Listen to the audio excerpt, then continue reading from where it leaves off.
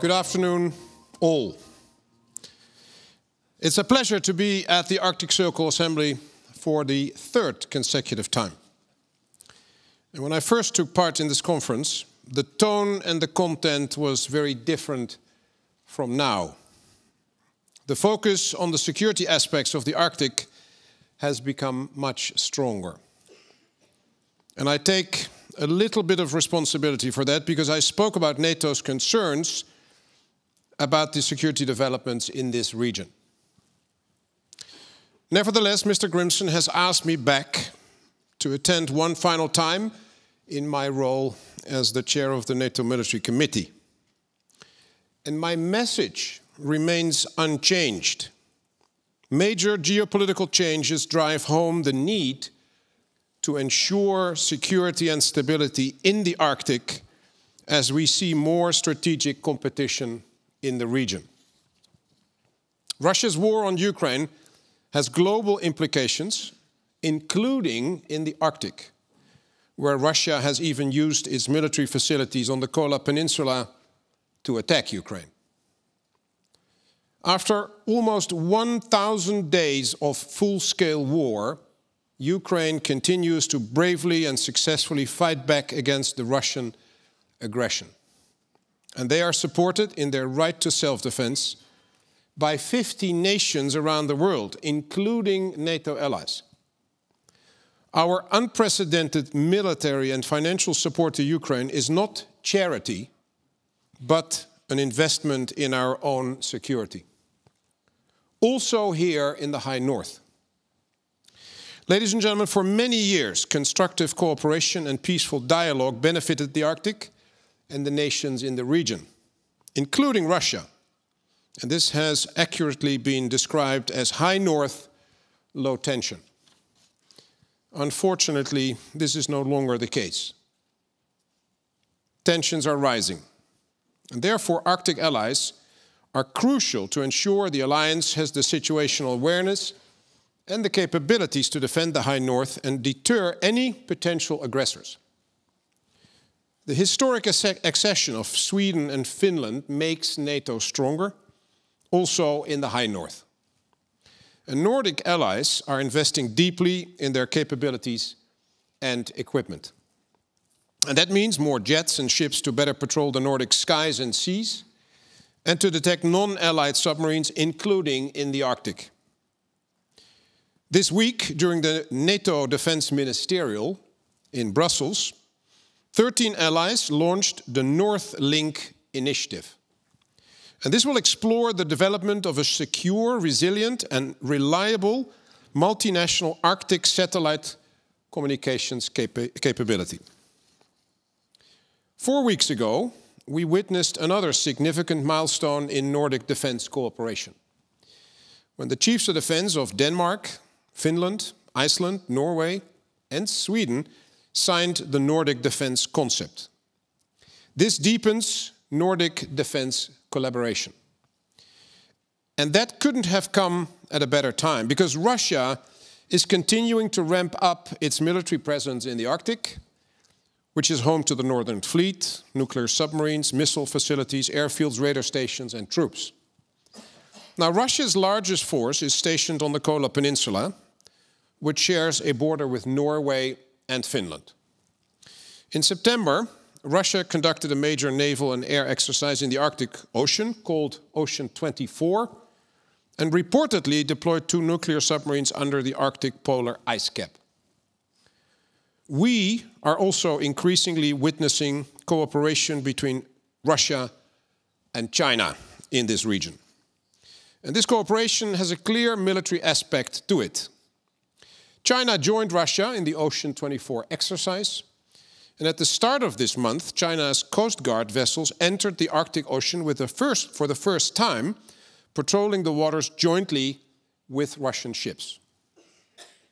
Now, 2 years ago, the Chinese ambassador to Iceland accused me of paranoia and arrogance when I predicted at this conference that China would go into the Arctic Ocean.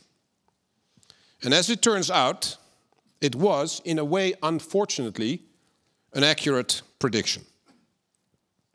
And this particular Sino-Russia mission underscores the growing and concerning cooperation between Beijing and Moscow, also in the Arctic. Russia is also increasingly cooperating with China on minerals and shipping routes, which could affect stability in polar regions. In June, Russia's state nuclear agency Rosatom and a major Chinese shipping company announced a partnership to establish a year-round container shipping line along the Arctic Northern Sea route. Last month, Russian Foreign Minister Sergei Lavrov vowed that Moscow would defend its interest in the Arctic, both in diplomatic and military terms. As one can expect from a defensive alliance, NATO will also defend its interest in this region. And the High North is important for the whole alliance. We have a responsibility to protect all our allies, including the 7 here in the Arctic. And we want to uphold the international rules-based order, which includes freedom of navigation. NATO's concept for deterrence and defense of the Euro-Atlantic area, in short, the DDA, places transatlantic security at the center of NATO. Key part of our DDA family of plans are the regional plans that describe how we will defend key and relevant places within our alliance. And they go hand in hand with our new force structure requirements. And that means that allies now know precisely what assets or capabilities are required of them in a war scenario, including where and what to deploy and what their tasks would be. The Regional Plan Northwest specifically covers the Atlantic and the European Arctic. The region falls under the command of the Allied Joint Force Command in Norfolk in the United States. Joint Force Command Norfolk provides and coordinates activity to ensure NATO's deterrence and defense for the whole of the North Atlantic, and ensures that NATO's force posture supports Arctic operations. We are already testing our new plans with exercises in the High North. A good example was Exercise Nordic Response in March this year, part of Steadfast Defender 2024, our biggest exercise since the Cold War. Late this summer, Iceland hosted Exercise Northern Viking 24, where allies led by the US Naval Forces Europe focused on how to protect the strategic waterways and airspace surrounding this country. As the gateway to the North Atlantic, the Arctic hosts vital trade and communication links between North America and Europe. NATO and allies are dedicated to the security of undersea pipelines and cables. And therefore, we have firstly established a specialized maritime center for security of critical undersea infrastructure under NATO's Maritime Command. Secondly, created an undersea infrastructure coordination cell to map the vulnerabilities and coordinate efforts between NATO allies, partners, and the private sector. And thirdly, we doubled the number of ships patrolling the North and the Baltic Seas, stepped up intelligence sharing, and conducted a series of protective military activities through the Joint Expeditionary Force. Arctic allies are strengthening their cooperation to enhance their presence and capabilities in the High North. Canada and Nordic countries plan to create a new Arctic security dialogue to coordinate on defense, intelligence, and cyber threats. The United States, Canada, and Finland have announced their intent to build new polar icebreakers through the Icebreaker Collaboration Effort Agreement, or ICE Pact, along with other allies and partners. And the Pentagon has updated its Arctic strategy, focusing on exercising US presence in the region and training with allies and partners. Just last week, the US chairman of the Joint Chiefs of Staff, General C.Q. Brown, was here in Iceland to meet with other Arctic chiefs of defense, underscoring US engagement and the importance of the region for NATO. And on the diplomatic front, the US Senate on 19 September confirmed the Alaskan Mike Sraga as the nation's first Arctic ambassador. So there are positive developments, but we need to do more. Ladies and gentlemen, the Icelandic foreign minister recently said we have to be vigilant in the face of the changing security environment in the Arctic. And I couldn't agree more. And I would like to stress that Iceland continues to be strategically important because of its location. Few states have a greater interest in the sustainable development of the area than Iceland, since all of the country and a large part of its territorial waters lie within the Arctic region. Climate change is rapidly reshaping the Arctic, which is warming almost 4 times faster than the rest of the world. Reduction in sea ice due to climate change means that new shipping routes come into play, making them economically and militarily significant. If these routes open up, there is a military challenge of strategic importance. Russia can use its Pacific fleet in our area of operations much easier and faster than before, which will, of course, be addressed militarily by NATO, as one can expect from a defensive alliance. The alliance is committed to understanding and adapting to the security implications of these massive changes, so clearly visible and felt here in Iceland and in the wider Arctic region. NATO allies will continue to deter aggression, protect our values and interests, and keep our people, 1 billion people, safe. This has been our mission for 75 years. And NATO will always keep fighting for freedom, democracy, and upholding the rules-based international order. Thank you very much, and I'm looking forward to your questions.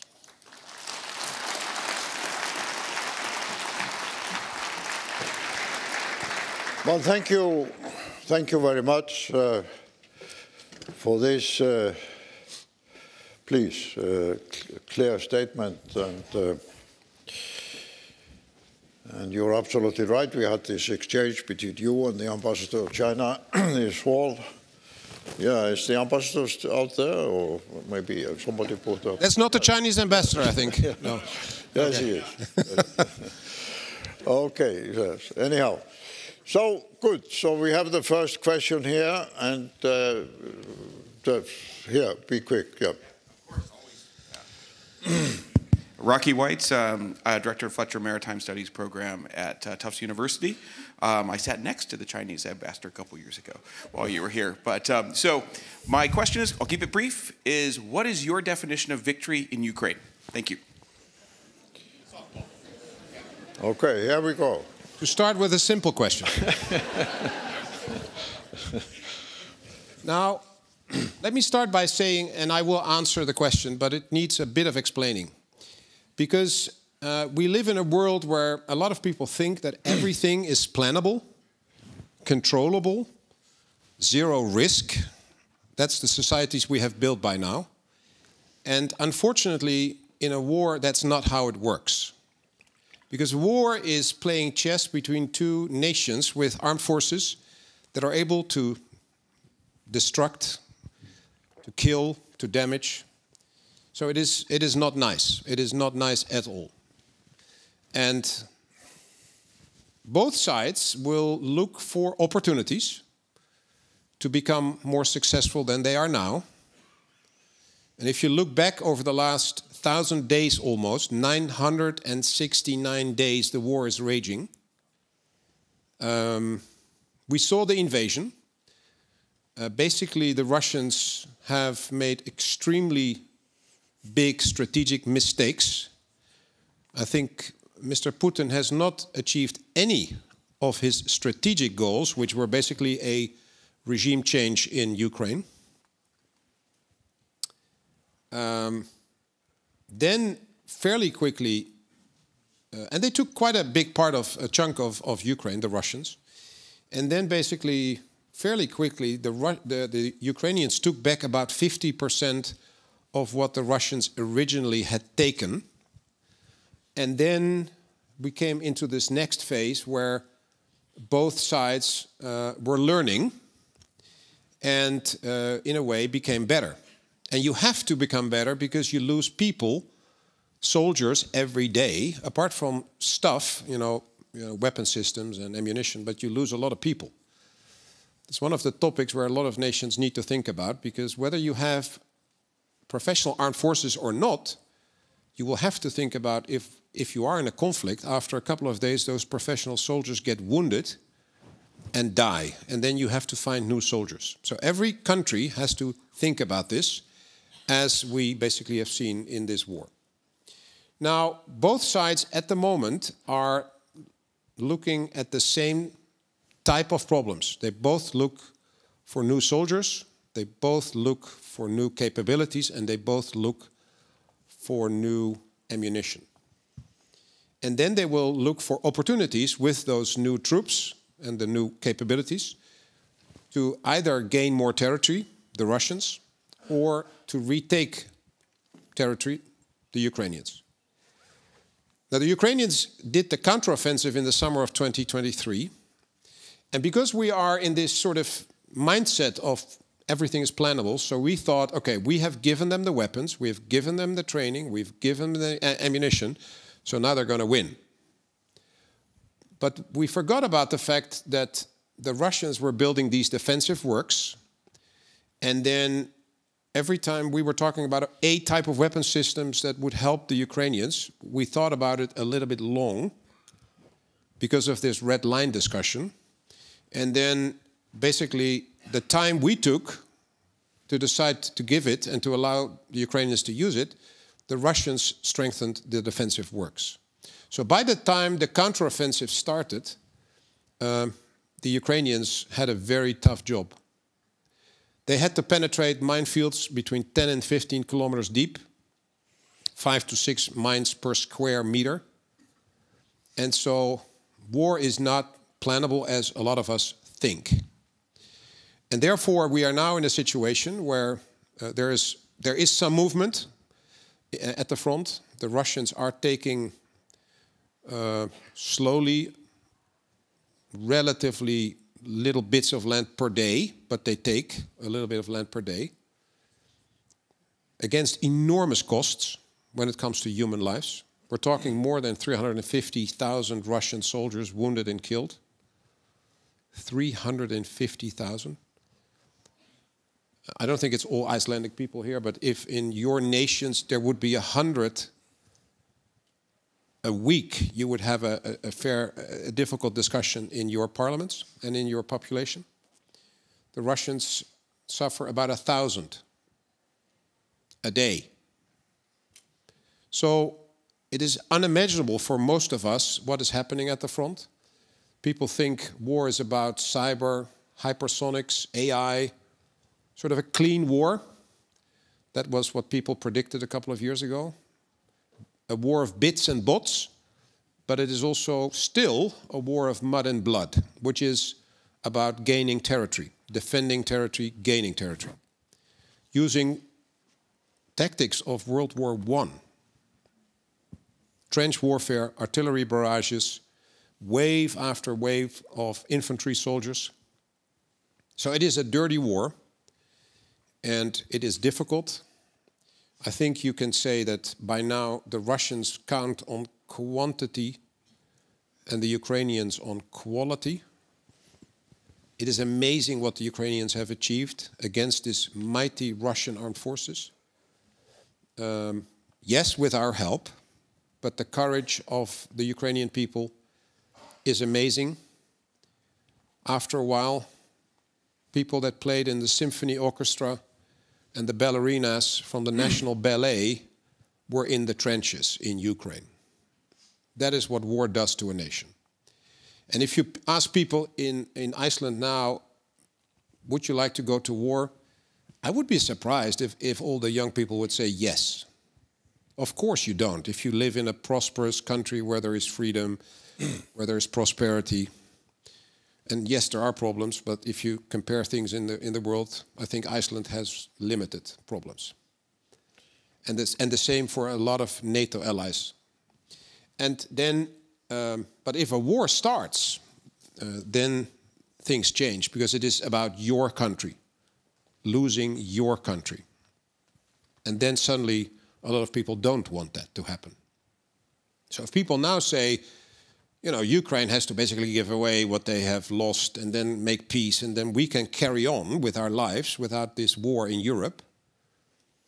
You know, if you would say that, try to imagine if people would say that to you when it was about Iceland or about your nation. And I think then you would give a different answer. So war is difficult, and therefore it is extremely difficult to give an answer, a precise answer to your question, what is the definition of victory? Because it depends on who you talk to. It might be so, although he has achieved none of his strategic objectives, that Putin in the end can claim that whatever he has taken is a success. Even if he would like to have the whole of Ukraine, but he still doesn't have the whole of Donbass or the whole of the Luhansk region. So he's still struggling to get the sort of minimum option. But the only language that Putin understands is strength and power. So the Ukrainians say to me that if we would agree to a settlement now, it doesn't mean that we will not have war in a month or a year time again. So it has to be connected to security agreements and a security arrangement for Ukraine. Okay, so yes, there's a question here. Maybe I get the timing here on the screen as well. And if I may say so, Admiral Bauer, I think we would appreciate a little shorter answer to the question, so we can get more people so much to tell. Putting questions. Thank you very much, Rob. My name is Hans van der Loo, so we're fellow countrymen. The Ukrainian-Russian conflict is a regional conflict. You already referred to Chinese dimensions because there are global challenges, climate change, and also mineral resource access. Now, these, for sure, will both lead to security issues. My question is to you, will it also lead to military issues? Because Chinese presence or actually control over the mineral resources we need for the most important transition of the most important pillar of society, i.e. energy, is growing enormously. 82% of all the neodymium in the world is under China. Already 50 years ago, they conducted natural resource colonialism in Africa. You said you've seen those ships now out here. So then there's the potential short circuit. What will happen if we cannot access the mineral resources that we are dependent on from China? Will we then collectively sort of go and get them in the Arctic, which then will lead to an aggravation, exacerbation of the climate problem? Is this only a security issue, or can you also see military dimension to that? If I do what Mr. Grimson ordered me to do, then the answer is yes.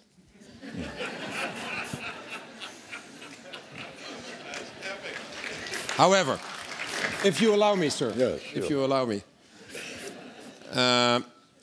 So I think it's even higher, the percentage of... So all of us want to save the planet, and I'm not cynical about this. All of us want to save the planet, so we want to get rid of fossil fuel. Good.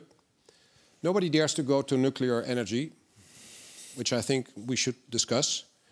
But okay, let's say that is not a route we want to take. Then we have wind and solar. Good. Renewable energy. Good. 95% of the rare earth materials and how do you say all the components that you need for that is in the hands of China. It's not all in China, but they own the mines in Africa and in Australia even, because all of us wanted to only focus on money and get rich, and we were not thinking strategically.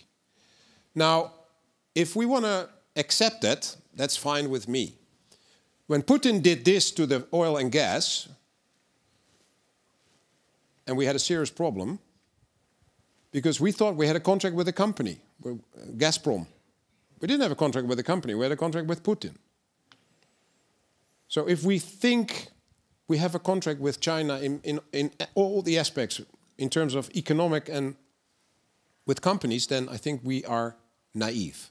Because if she does this in 5, 6, 7 years' time, when we have changed to renewable energy, because we want to save the planet, then we are seriously F.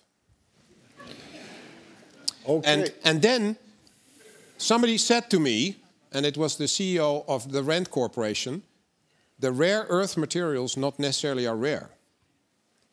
And they are in nations like Canada, Sweden, Finland, Norway, for example, also in Australia. And so if you then say, okay, then we should dig a mine ourselves so we can have those things, and then people say, yeah, but then we ruin the planet. Again, we have to understand the consequences of this discussion. I'm not saying what is the best option, but if we are completely dependent on China, I think that's not good.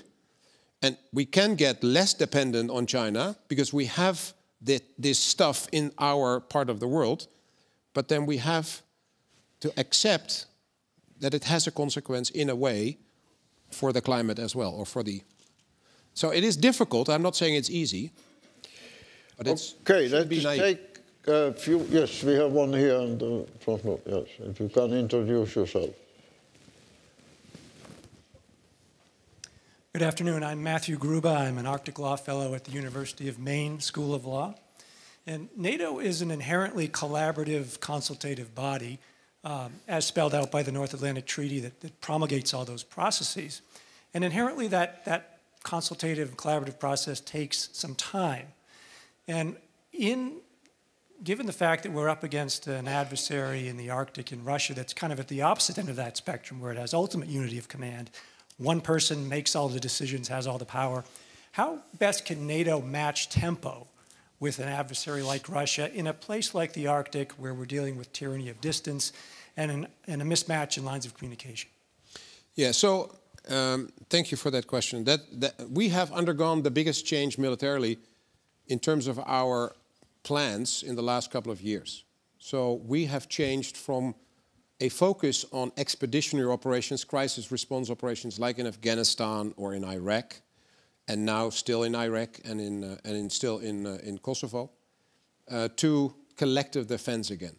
Because we understood, in those crisis response operations, time was on our side. We could talk endlessly, are we going to Afghanistan? We could talk about it for months before we agreed, and then, okay, with how many people, and what is the mission, and how long, and every time a discussion. In collective defense, if your opponent attacks you, there's not a lot of time for a discussion. So all these military plans we've made since 2019 are basically focusing on the threat, Russia and the terrorist organizations, and then what do we need to be able to do to counter those threats in terms of deterrence and defense. And that's what we have developed. That's the plans I was talking about in my address. And the plan for this region is the plan Northwest, and is covering the European Arctic as well. And all is the combination of plans in place so that you know what you have to do, more readier soldiers, so you don't have the time to get them ready. They need to be ready. Have the capabilities and the ammunition to be able to not only start the conflict or react to the start of a conflict, but also to be able to continue.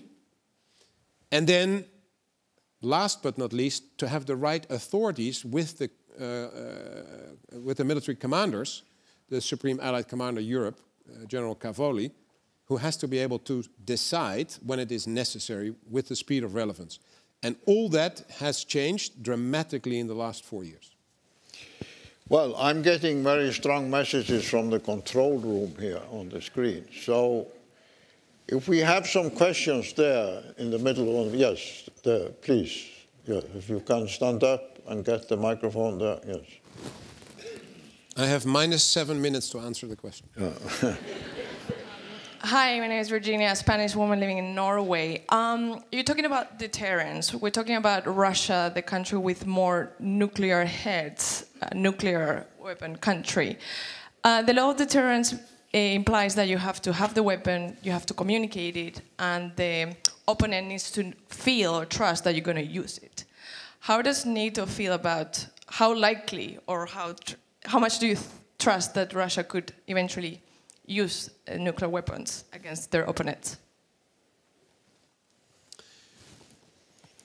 I mean, the arguments you mentioned is have the weapons, have the will to use them, and communicate about your ability to use them. That's exercising, for example. Is working for both sides. It's not only working for NATO, it's also for the Russians. And so if we are a nuclear alliance, which we are, then in the end you have to be willing to use it if it is necessary. But it is the weapon of last resort, because we have agreed with the Russians, by the way, and the Chinese, that a nuclear war should never be fought and will never be won. That's the problem. If that taboo is broken by anyone, then we have a serious problem as the globe. The whole Earth is of course at danger. So then there was this sort of, and it sounds a little bit friendly, like, yeah, a tactical nuclear weapon. Let's talk about a tactical nuclear weapon.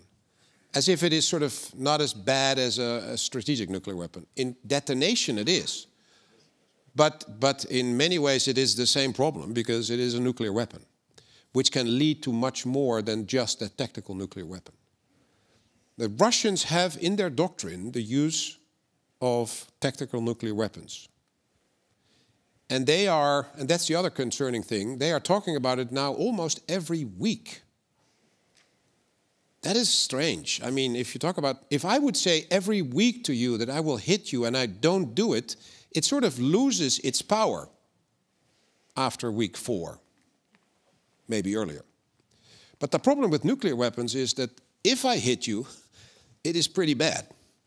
So we have to take this very, very seriously.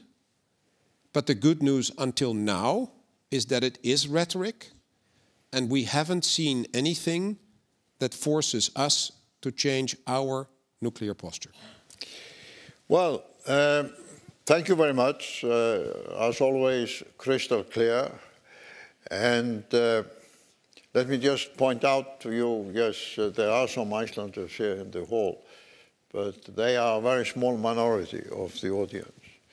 There are people from about 70 nationalities participating in the assembly, and as you can see from the question, none of them were from Iceland. So I think it is very rare for a leading figure of the NATO military structure to, first of all, come to this diverse gathering of this kind from people from 70 countries and so on. And open himself up to questions of the kind that you have done here.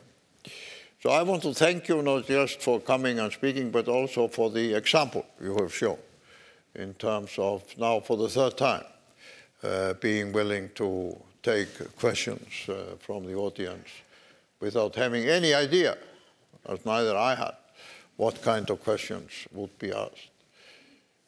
And as we talked about it in the back, that you expected definitely one question on one issue, which has not been raised.